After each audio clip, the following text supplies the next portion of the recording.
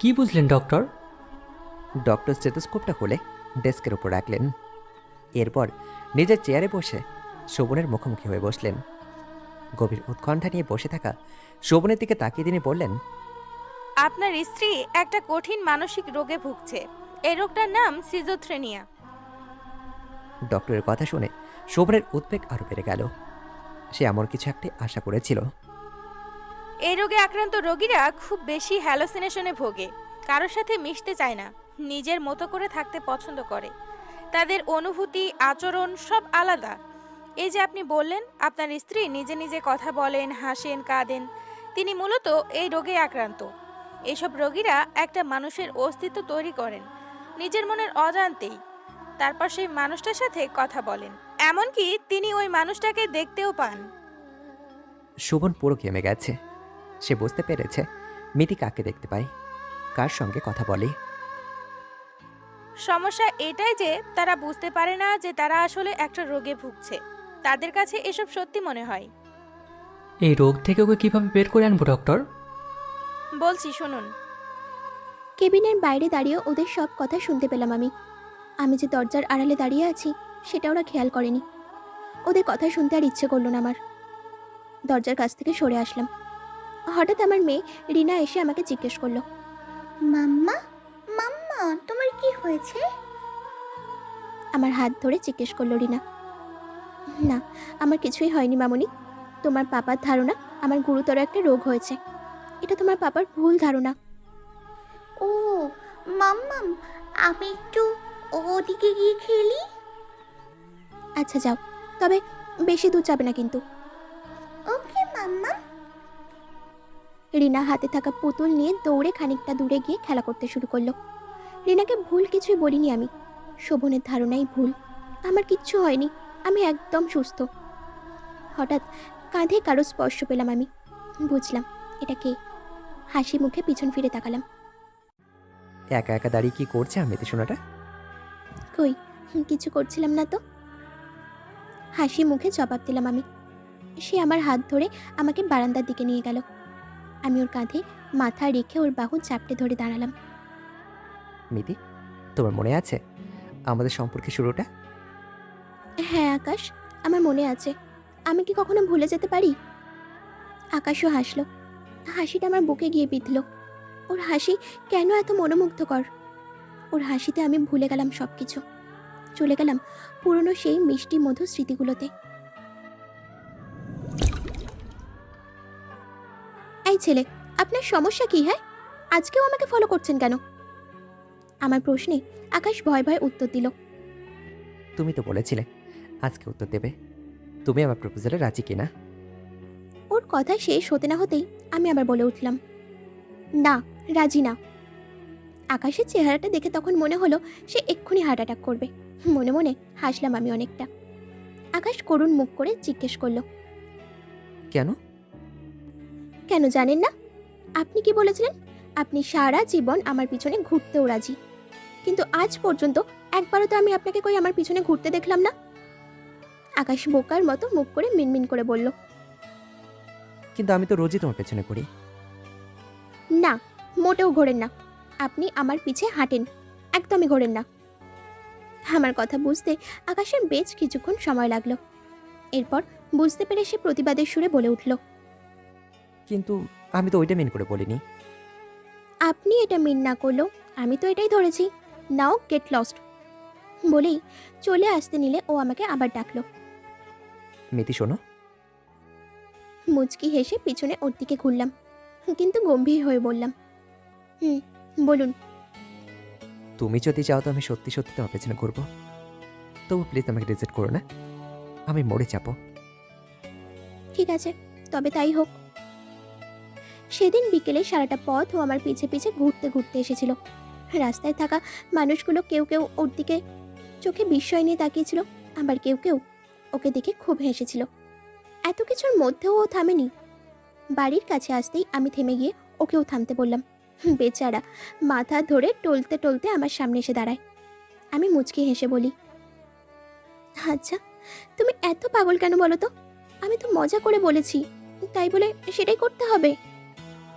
সে মুখে হাসি এনে বলেছিল, তোমাকে পাওয়ার জন্য যা করতে হয় আমি তাই করব। এরপর আমি কিছুই বলিনি। ছেলেটা আমার জন্য এত পাগল, মাথা ঘুরছে খুব ওর। কষ্ট পেলাম আমিও। আমি চুপচাপ ওর দুই কাঁধে হাত রেখে ভর দিয়ে উঁচু হয়ে ওর খুব কাছে চলে যাই। এরপর আমার ঠোঁটের উষ্ণ ছোঁয়ায় ভুলিয়ে দিই ওর তখনকার সব যন্ত্রণা। মিতি, কি করছো একা একা? আর রিনা কোথায়? শোভনের ডাকে স্মৃতির পাতা থেকে বাস্তবে ফিরে আসি। আকাশ নেই আমার পাশে। এই ছেলেটা সবসময় আমাকে না বলেই চলে যায় কেন? ওই তো, ওই দিকে রিনা। শোভন ছোট্ট নিঃশ্বাস ফেলে আমার হাত ধরে বলল, চলো বাড়ি যাই। হাজার বাধা দেওয়ার পরও মুখ থেকে অক্সিজেন মাস্ক খুলে ফেললো আকাশ। আমি অশ্রু ভরা চোখে রেগে গিয়ে বললাম, আরে কি করছো কি তুমি? অক্সিজেন মাস্ক খুলে ফেললে কেন? আকাশ অস্পষ্ট সুরে খুব কষ্ট করে বলে উঠল, এটার জন্য কথা বলতে পারছি না তো। তোমাকে কথা বলতে হবে না। প্লিজ আকাশ, তুমি তাড়াতাড়ি সুস্থ হয়ে যাও। তোমাকে এভাবে আমি আর একটু দেখতে পাচ্ছি না। আকাশকে এভাবে দেখে আমার খুব কষ্ট হচ্ছে, খুব। হৃদয়টা চুরমার হয়ে যাচ্ছে আমার। মাথায় ব্যান্ডেজ করা, আকাশের সাদা ব্যান্ডেজের অনেকাংশে লাল রক্তের ছাপ। এখনো কি ব্লিডিং হচ্ছে নাকি মাথা থেকে? আমি আমি চলে যাচ্ছি মেয়েটি। আমি আমি আমার দেওয়া কথাটা রাখতে পারলাম না। তোমার পাশে আমি আমি আমি সারা জীবন থাকতে পারলাম না মিতি। কথাগুলো বলার পরই হঠাৎ নিস্তব্ধ হয়ে গেল আকাশের দেহ। মুখে কোনো কথা নেই আর, কোনো হৃদস্পন্দনও নেই। কিছুক্ষণ চুপ থেকে সব কিছু বুঝে ওঠার চেষ্টা করলাম আমি।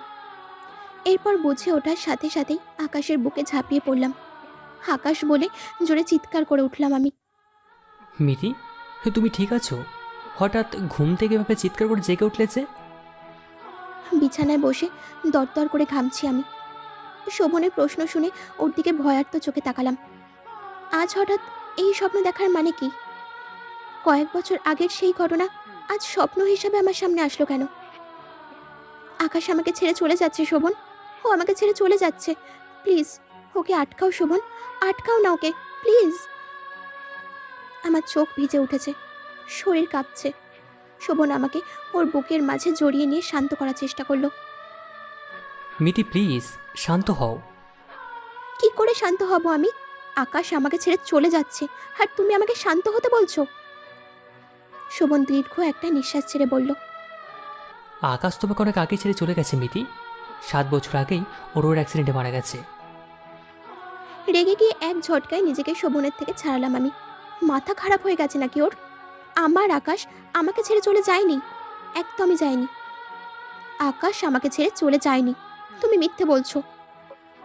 শোভন হতাশ কণ্ঠে বলল, ঠিক আছে, আমি মিথ্যে বলছি, তুমি প্লিজ শান্ত হও একটু। শোভন আমাকে জোর করে শুইয়ে দিয়ে ওর বুকের মাঝে আবদ্ধ করলো। ধীরে ধীরে শান্ত হলাম আমি। একসময় ঘুমিয়েও পড়লাম। আমার ঘুম ভাঙলো বেশ কিছুক্ষণ পর। শোভন আমার পাশেই ঘুমাচ্ছে। হঠাৎই যেন কেমন একটা ঠান্ডা হাওয়া অনুভব করলাম। পাশে তাকাতেই দেখি আকাশ আমার দিকে তাকিয়ে আছে। আকাশকে দেখেই আবার অস্থির হয়ে গেলাম আমি। শোয়া থেকে উঠে বসলাম। আকাশ, তুমি এসেছো? আমি তো ভেবেছিলাম তুমি আমাকে ছেড়ে চলেই যাচ্ছ। আকাশের মুখটা হঠাৎ মলিন হয়ে গেল। ও আমার সামনে 2 হাঁটুর ওপরে ভর দিয়ে বসে আমার এক হাত নিজের 2 হাতে আবদ্ধ করে নিল আর বলল, আমি তোমার কাছে আজ বিদায় নিতে এসেছি মেয়েটি। আমি চলে যাচ্ছি। আমি খুব আতঙ্কিত হয়ে জিজ্ঞেস করলাম, চলে যাচ্ছ মানে? কোথায় চলে যাচ্ছ? আমার জন্য তুমি সুখী হতে পারছো না মেয়েটি। সবাই তোমাকে পাগল ভাবে। আমি তোমাকে এসব থেকে মুক্তি দিতে চাই, আর এই জন্যই আমি চলে যাচ্ছি। আর কখনোই ফিরে আসবো না। আকাশ আমার হাত ছেড়ে দিয়ে আমার কপালে চুমু খেলো। এরপর উঠে দাঁড়িয়ে আমার দিকে তাকিয়ে হালকা হেসে পিছোতে লাগলো। পিছোতে পিছোতে বারান্দায় চলে গেল ও। না আকাশ, যেও না তুমি, প্লিজ যেও না বলেই দৌড়ে বারান্দায় গিয়ে দাঁড়ালাম আমি। আকাশ বারান্দার রেলিংয়ের ওপর দাঁড়িয়ে হাসছে। ওর হাসিটা কেমন যেন অপার্থিব লাগছে আজ। ও আচমকাই পিছনের দিকে গা এলিয়ে দিল আর সাথে সাথে অদৃশ্য হয়ে গেল। কোথায় চলে গেল ও? কোথায় গেল আমার আকাশ? আমি বারান্দার রেলিংয়ে 2 হাত রেখে নিচে তাকালাম। না, নেই, আকাশ নেই ওখানে। এবার আমিও রেলিংয়ের দেওয়ালের ওপরে উঠে দাঁড়ালাম। 9 তলা বিল্ডিংয়ের 8 তলায় গ্রিলবিহীন বারান্দায় রেলিংয়ের ওপর দাঁড়িয়ে আছি আমি। আমিও যাব, আমিও আজ আকাশের কাছে চলে যাব। মিতি, কি করছো ওখানে? নামও বলছি। শোভনের আতঙ্কিত কণ্ঠ শুনে ধীরে ধীরে পিছনে ঘুরে তাকালাম আমি। শোভন, আকাশ চলে যাচ্ছে। আমি ওকে ছাড়া থাকতে পারবো না শোভন, আমি ওর কাছে যাচ্ছি। মিতি প্লিজ, এমনটা করো না, নামও এক্ষুনি। শোভনের কণ্ঠে ওর ভয় প্রকাশ পাচ্ছে। আমার সেদিকে কোনো খেয়াল নেই। রিনাকে সামলে রেখো শোভন, ওর মা আর ফিরে আসবে না এটা ভেবে যেন ও কখনো কষ্ট না পায়। মেয়েটাকে দেখে রেখো, আর আমাকে ক্ষমা করে দিও। আমি তোমাকে কখনোই ভালোবাসতে পারিনি। ভালো থেকো শোভন, আমি আকাশের কাছে চলে যাচ্ছি। বলেই আমি ঘুরে দাঁড়ালাম।